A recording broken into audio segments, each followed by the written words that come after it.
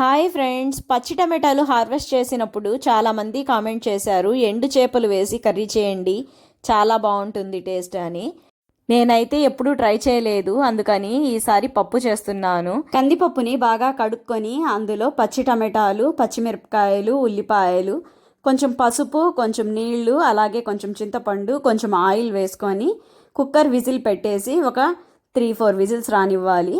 Oil ఎందుకు వేసానంటే cooker whistle వచ్చేటప్పుడు water బయటికి వచ్చేస్తూ ఉంటాయి అప్పుడప్పుడు.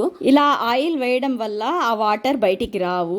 కొంతమందికి ఆయిల్ వేసుకోవడం ఇష్టం ఉండదు. అలాంటప్పుడు ఇలా ప్రెషర్కి వాటర్ బయటికి రాకుండా ఉండడం కోసం ఒక స్పూన్ దాంట్లో వేసుకొని కుక్కర్ మూత పెట్టేసుకున్నా కూడా కుక్కర్ విజిల్ వచ్చేటప్పుడు వాటర్ బయటికి రావు. ఇది ఒక టిప్పు, తెలియని వాళ్ళ కోసం చెప్తున్నాను.